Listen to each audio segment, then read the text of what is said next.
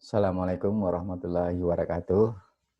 Baik para mahasiswa sekalian, kita masuk ke part yang kedua, sesi keempat, yaitu melanjutkan cara penghitungan ukuran pemusatan.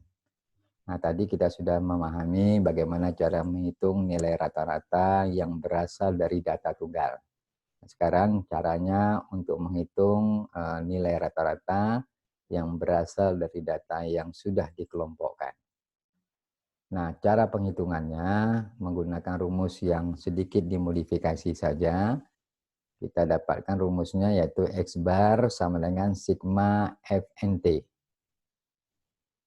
Sigma FNT per atau dibagi dengan N. Jadi sigma hasil perkalian antara frekuensi dengan nilai tengah. Jadi NT itu adalah simbol dari nilai tengah. Nilai tengah. Kemudian kita coba, ini sebuah data berat badan dari 41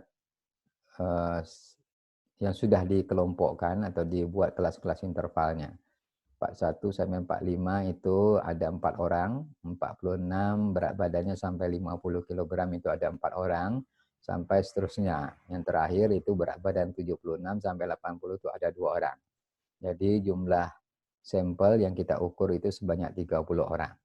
Nah, bagaimana cara menghitungnya? Sederhana saja. Bisa Anda gunakan secara manual dengan membuat kolom-kolom baru untuk mengisi hasil dari penghitungan ini.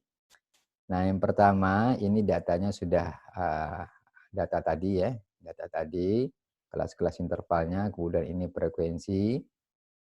Kemudian yang kita buat adalah nilai tengah. Nilai tengah kita dapatkan dari menjumlahkan batas bawah 41 ditambah dengan batas atas kelas interval 45. 41 nanti ditambah 45 dibagi 2. Sehingga kita dapatkan nilai tengah untuk kelas interval pertama itu 43. Begitu seterusnya, 46 ditambah 50 dibagi 2 mendapatkan 48. Sampai masing-masing kelas interval itu kita cari nilai tengahnya. Yang terakhir 76 ditambah 80 dibagi 2 kita dapatkan nilai tengahnya 78. Nah, langkah berikutnya yaitu nilai tengah ini nanti kita kalikan dengan frekuensinya masing-masing. Jadi 43 dikali 4 dapatnya 172, 48 dikali 4 192. Begitu seterusnya sampai yang terakhir. Kemudian kita lakukan penjumlahan hasil dari perkalian nilai tengah dengan frekuensi masing-masing. Nah, kemudian baru kita masuk ke dalam rumus sigma FNT dibagi dengan N.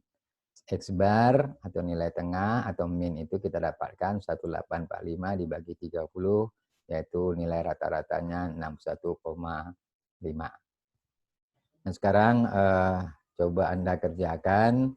Tugas pertama untuk menghitung nilai rata-rata dari data yang sudah dikelompokkan. Dari hasil pengukuran usia 45 pasien yang berkunjung di Puskesmas Air Tawar. Tugas yang kedua yaitu hasil pengukuran kadar kolesterol 50 penderita jantung koroner yang di Rumah Sakit Jamil di bulan Februari 2020. Jadi Anda lakukan penghitungan, kemudian nanti Anda kirimkan di Edmodo. Kemudian kita sedikit memahami tentang rata-rata hitung yang berbobot atau tertimbang, weighted mean. Jadi yang disebut dengan rata-rata hitung berbobot yaitu penghitungan nilai rata-rata kelompok dengan jumlah yang berbeda dilakukan dengan cara pembobotan.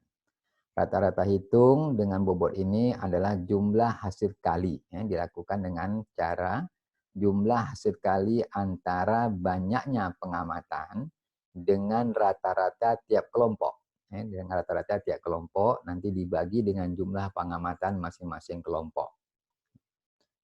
Nah, kalau kita bikin notasinya, X bar weeks, jadi rata-rata hitung berbobot, N1 dikali X bar 1, ditambah N2 kali X bar 2, ditambah N3 kali X bar 3, sampai seterusnya, sesuai dengan data yang kita miliki. Jadi N1 itu adalah jumlah data pada kelompok 1 dikali dengan rata-rata kita dapatkan pada kelompok 1 ditambah dengan jumlah data di kelompok 2 dikali dengan rata-rata kelompok 2 ditambah dengan jumlah data di kelompok 3 dikali dengan rata-rata di kelompok 3. Kemudian baru kita bagi dengan jumlah data di kelompok 1 ditambah jumlah data kelompok 2 ditambah jumlah data kelompok 3 sampai seterusnya sesuai dengan data ataupun banyaknya kelompok data yang kita ingin hitung.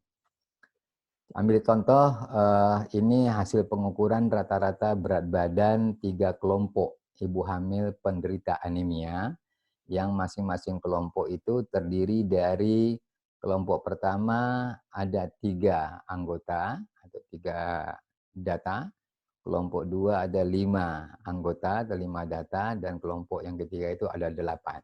Nah, sekarang kita diminta untuk menghitung rata-rata yang tertimbang atau weighted mean. Nah, kelompok pertama kita lakukan penghitungan dulu, karena datanya tidak banyak, kita lakukan penghitungan menggunakan rumus data tunggal. 50 plus 54 ditambah 60 dibagi dengan 3. Maka kita dapatkan rata-ratanya 54,6 kg untuk kelompok yang pertama. Kelompok kedua itu terdiri dari 5 anggota atau 5 sampel, maka kita cari nilai rata-ratanya dulu. 45 ditambah 62 tambah 47 tambah 65 tambah 67 nanti dibagi dengan 5. Kita dapatkan rata-rata untuk kelompok kedua 57,2 kg. Nah, kelompok ketiga itu juga seperti itu.